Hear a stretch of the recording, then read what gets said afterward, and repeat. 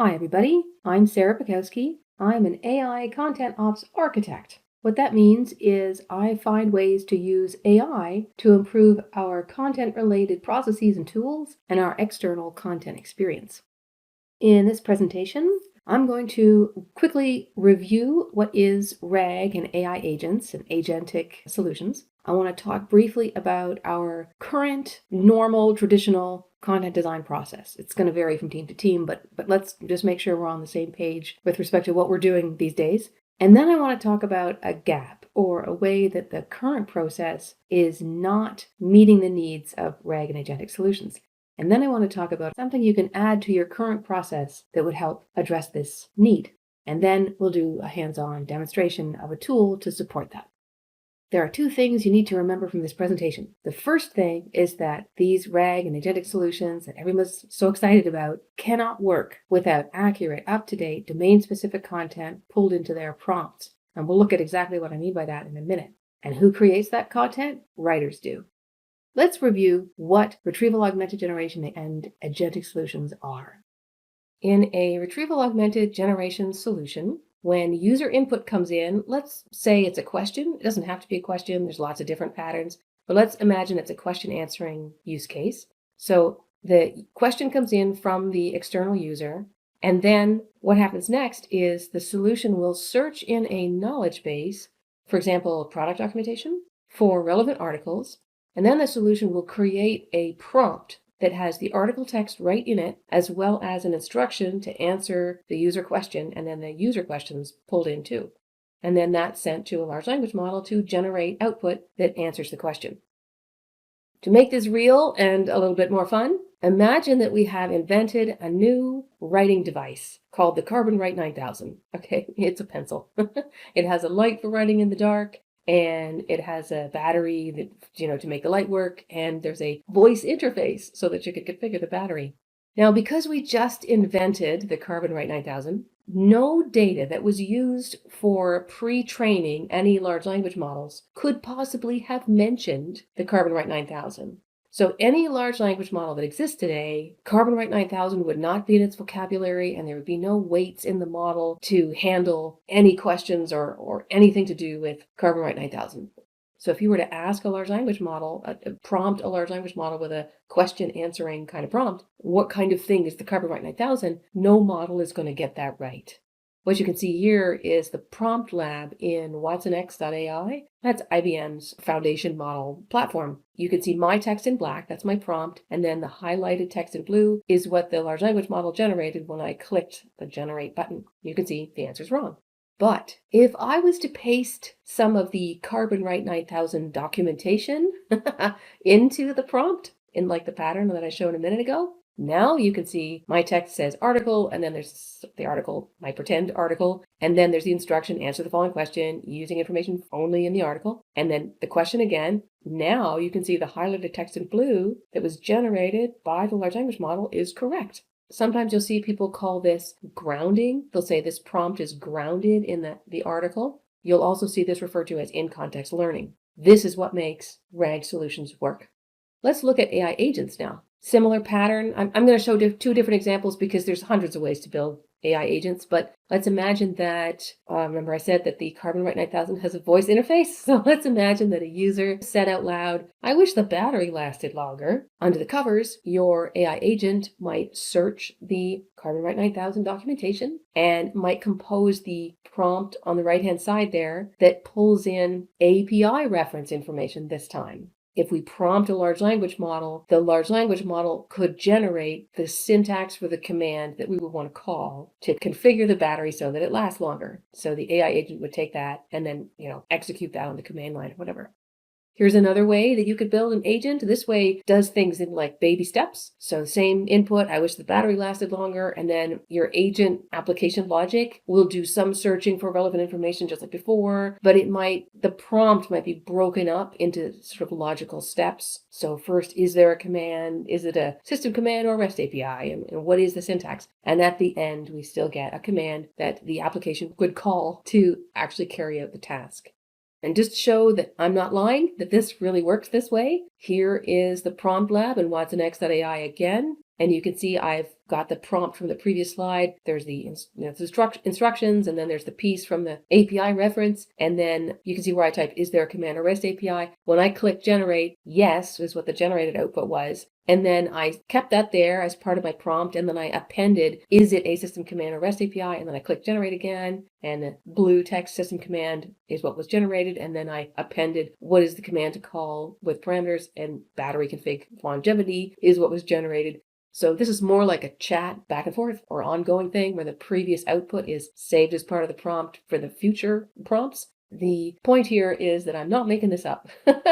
You pull in reference information in this case, and that's how the large language model can figure out how to generate the output that you want. So now you see what I mean. Those solutions won't work if they don't pull that content into their prompts, and writers are creating that content. Okay, let's quickly review what the current normal content process is these days. As I said before, it's going to vary from team to team, but in a nutshell, if I'm supposed to be writing the documentation, let's say for a new feature for a software product, then I might identify the tasks that users will perform with this feature. I might identify the concepts they need to understand in order to be able to perform those tasks. And I need to identify the reference details that they're going to need to actually do the steps in that task. Then I'll break that information up, and like a lot of teams these days, we use information typed topics. We break our content into topics, and then you might make a table of contents where you map out exactly how those topics go together. In a nutshell, that's what most teams do when they're coming up with new content. Here's the problem. I've seen this happen over and over again when teams create their solution and it's working great. When they come up with questions on their own and they test it and each of the components is working and they think it's going great and they deploy it. And the very first day that it's deployed, 5 users come in and ask totally unexpected questions. The users will include terms that are quote unquote incorrect. Maybe they're using terms from something they've read on your competitor's website or something, so the terms don't match what's in your documentation. Also, sometimes users will come in and they will ask questions that are based on a misunderstanding, and so the questions don't make any sense, or they'll ask if they can do things that aren't supported with that feature. And as a writer, I will document all the things that are supported, but I can't possibly document the infinitely many things that are not supported. So in the current process today, I would just document what you can do. If somebody wanted to do something that's not supported, they would look in the docs, there's nothing there, and then they would just think, oh, I guess I can't do that. But with a RAG solution, if the question comes in and asks about something you can't do, you're going to have to handle that. Saying, I don't know, after a while, users just give up and stop using the tool. So with our Carbon Write 9000 example, if you had some nice product documentation for that pencil, you'd put your RAG solution into deployment, and the first question that comes in might be, does the pen write on cardboard? It's not a pen. So yes, the Carbon Write 9000 can write on cardboard, but it's not a pen. I don't know how to answer that question. It's not a yes and it's not a no. Somebody else might come in and say, oh, can you stir your coffee with it? Right? You could, but I wouldn't have put that in the docs for sure. Here, the next question might be, will the ink leak in my pocket? Once again, that's based on a misunderstanding. No, there's no ink. It's not a pen. It's a pencil. And then, can you rewind a cassette tape with it? Hands up if you know what I'm talking about. So this is, it's kind of meant to be funny, but this is actually not that far from reality. The questions that come in from real users are always very different from what you might expect. There's another aspect of this too, and that is that new interfaces for AI agents lack context. What I mean by that is when you consider somebody coming to the documentation, they can see in the table of contents all of the features that are supported, and they can see in the headings and the subheadings the main concepts, and they can see the terms that are being used. They can see in the diagrams how things are meant to fit together. And so when you're in the docs, you get a lot of context. If you go to the search bar from there and you want to look for something, chances are good that you'll be influenced by that context and you'll use more appropriate terms and your mental model might be set up for success. So when somebody's coming into the documentation, for example, they have a lot of context. On the other hand, when somebody comes into a chatbot, worst case, they're just looking at a blinking cursor. People who create chatbots right now try to help that lack of context. They might put a couple of suggested questions like, try asking this, or you can ask me about this, this, and that. Or they might put like little buttons or little pills you can click on to get the chatbot to go in a certain direction. But those are inadequate and certainly cannot convey the same level of context that you get when you look at the documentation like I showed a minute ago. So in the case of a chatbot, there's not a lot of context there that's going to help the user use the terminology that matches the docs and set them up with the right mental model and to know what's supported and not supported. Now, if you take it one step further and consider audio interfaces, then there's nothing. You just get this little blinking light. I was doing some banking on the phone a little while ago, and the automated voice system said, listen carefully because our menu has changed. Press 1 to do this and press 2 to do that. And I thought, well, maybe, 2, maybe that's what I want. But I better listen to the rest just to make sure. And by the time it gets to press 7 to do this, that, and the other, I cannot remember whether it was 2 or 3 that I wanted. And so I got to listen to the whole thing again. It's just a nightmare. So audio interfaces have even less context than something like a chatbot. And so it can be extremely painful for the user to try to get that context. A lot of people who are building these agentic solutions and these RAG solutions, they say, oh, large language models are going to make all these problems go away. It's going to be great because people can just ask their question in natural language. It'll be no big deal. But that's very hand-wavy. And there's a lot of details there that actually make it really difficult. Sure, users can input their questions in a natural language, but if the language they're using doesn't match what's in the knowledge base, search is going to fail, and maybe the large language model is not going to be able to extract the correct facts. So this is what I mean when I say our current content strategy and our content design processes fail RAG solutions because we use standard terminology and we document what's supported, but we don't document all the many things that are not supported. So when users come into RAG solutions and agentic solutions and they give their input, the solutions are not successful. Search fails and or the large language models are unable to extract the necessary information from the knowledge base because of all the mismatches between what the user has put in and what's in your knowledge base.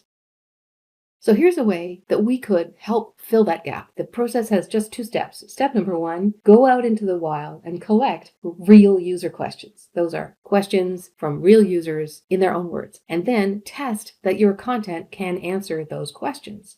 When I talk about collecting real user questions, you might be thinking, well, that's okay. I've talked to users before. I can probably guess what their questions are. Here's the problem. Because you are familiar with your product, familiar with your documentation, maybe you worked on the RAG solution or the agent, you're biased. You know what the right terminology is, and you have the correct mental model, or at least the mental model that matches the design and the architecture of the system. Even if you try to throw difficult questions at the solution, you can't help that bias. I've seen teams who say, hey, everybody, let's get together. We'll have a pizza party and we'll spend an hour or 2 and we'll all just throw questions at the solution to make sure it can answer the questions. But because of the bias that's in you, because of your familiarity with things, your questions will not be the same as questions that come from real users outside of your organization. So instead, you need to go out to where those users are. Maybe that means going onto user communities or places like Stack Overflow, or if there are public Slack channels that people use. If customers are giving feedback in forums or whatever on websites, you can look at that. Even internet searches or documentation searches might give you a little bit of an idea.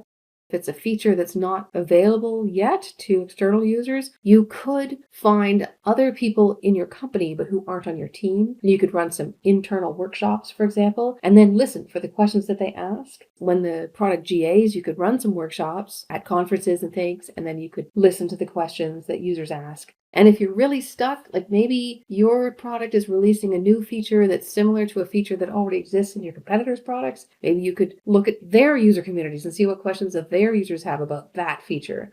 So you have to get creative, but the important thing is to go out and look in the wild for questions from real humans asking these questions in their own words. You cannot just make the questions up.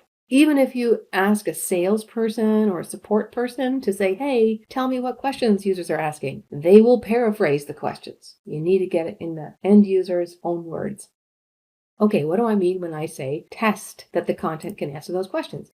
Well, you kind of have 2 choices. One way to do that testing is what I'm going to call the forward direction kind of testing, where you get the RAG solution and you input the question, solution runs, and then it generates the output. Then you can evaluate whether that output is any good, and that's how you could do your testing. And that's okay. You could do that. There are a couple of problems with that approach, though. For one thing, you have to wait till the RAG solution is up and running. It means you are delayed in getting your testing started. Also, there might be multiple teams using your knowledge base in their RAG solutions. So are you going to go and test them all? I work at IBM, and so we have software that our customers are using, and our customers might want to create onboarding support chatbots for their employees who are using our software. So they might be using our knowledge base in their RAG and agentic solutions. And I can't test those RAG solutions because they're not even in our company. They're totally somebody else. Plus, doing that method can be time consuming and might not scale well. You'd have to manually do the evaluation, or if you do it a couple of times, you might have saved what the expected answer is. But even the automated techniques for checking answers that are used in benchmarks and things, those are sometimes not totally reliable. So there are challenges with this approach.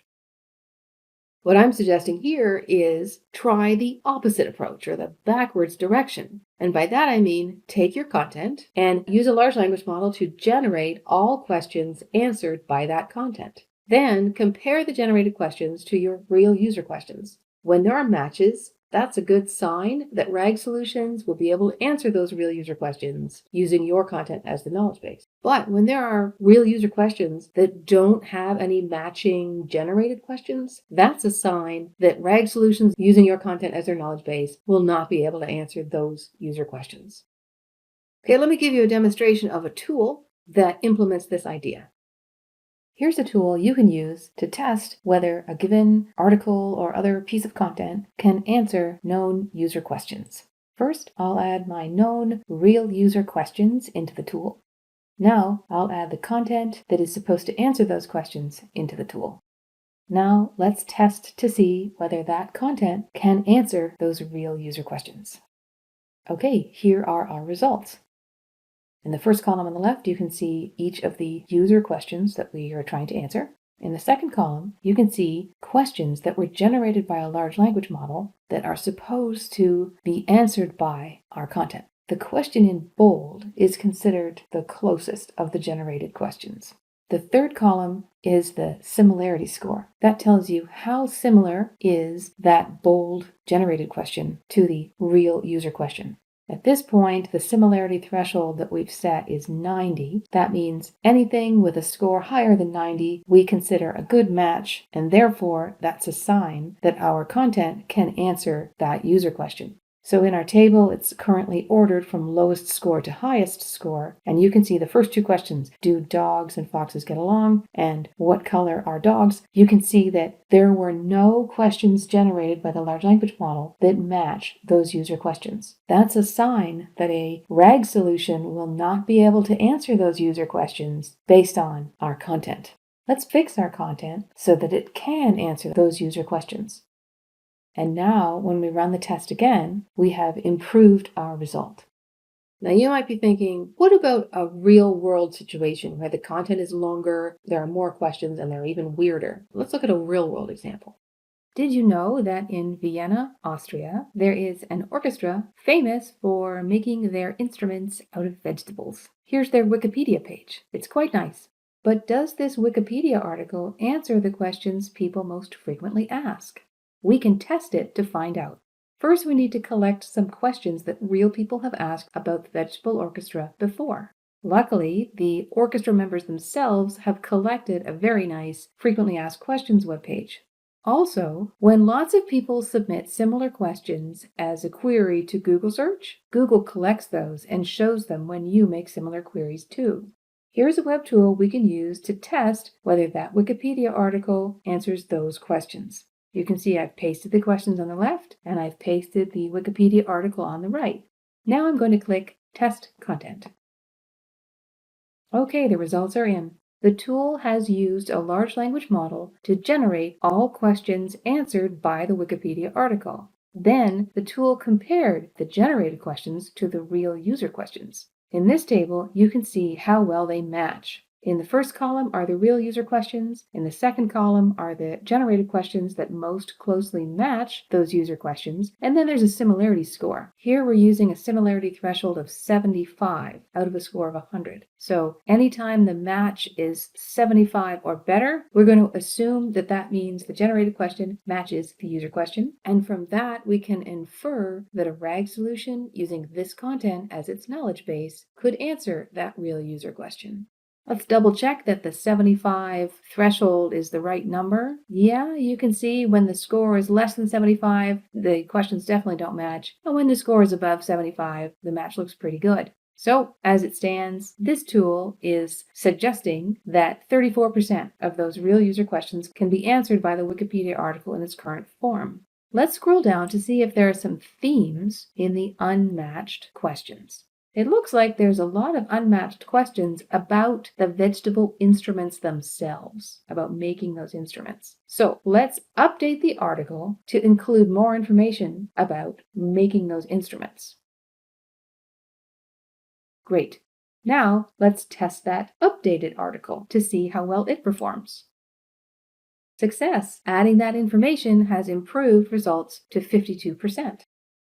Okay, when you look at that, there's one thing that stands out, and this is the second thing I want you to remember from this presentation. It might be the case that in order to update your content to answer the most common real user questions that you can expect, you might have to add some content that you might not normally have written, or you might write it in a way that you might not have written it previously. So, for example, if users are consistently using certain terms from the industry but that aren't being used in your documentation, you're going to have to find a way to incorporate those terms into your content. On my team, we have like a set of terms we try to use consistently, but if users are coming in and they are using other terms, we might say, in order to perform task X, and then in brackets, you might say, also known as whatever people are saying that is the different term, so that search can find that and so that the large language model can see the connection between those two terms and pull out the right answer. So you might have to use some terms that you would not normally have been using.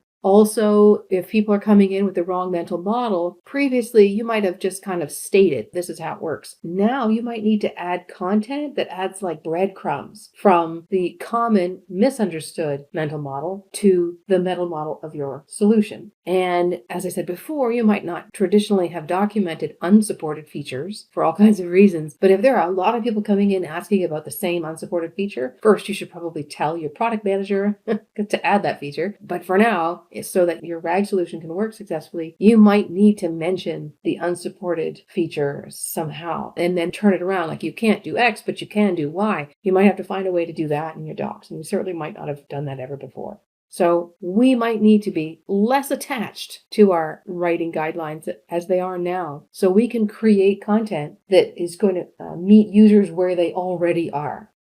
An analogy would be the idea of desire paths in design. On the left, you can see a nice park, and there's a path that somebody has carefully made, and it follows the little gardens there. But the reality is that when humans came along, they just wanted to get from point A to point B, and they just walked straight. So on the one hand, you could put up a fence and say to the users, no, follow the path, please. Or you could embrace the fact that this is what people are doing and just pave that or whatever, so it doesn't get muddy. Just accept that that's what the users are doing. In this case, the people walking. On the right-hand side is a picture from above of a university. What they did when they were doing some new building is they put in the buildings and they put in the grass and everything, but they did not put down concrete paths or sidewalks at first. They waited to see where the students and faculty walked, and then after a little while, when that became clear, that's where they put the sidewalks. And if you're a landscape architect or something, you might look at that and think, oh, this looks terrible. The lines aren't straight and they don't nicely curve and go by the gardens or whatever. And so it might feel a bit uncomfortable and it might not be what you would normally do. But if that's where people are walking, they're going to walk there no matter what you do. Even if you put up fences, they'll just go around the fence. If we were to embrace this idea that people are coming in and asking the questions, then we need to create content that the RAG solutions and the agentic solutions can handle. They can find the content in the knowledge base. We just have to accept that. Let's review. First fact to remember, these RAG and agentic solutions won't work without your content. But there's a problem. Our current content process doesn't always create content to make those RAG and agentic solutions successful. So the solution being proposed in this presentation today is question-driven content design, an extra little process that you can add to what you're already doing, whereby you collect real user questions and then test that your content can answer those questions. And we're going to have to change the way we write and what we write so that those solutions can be successful.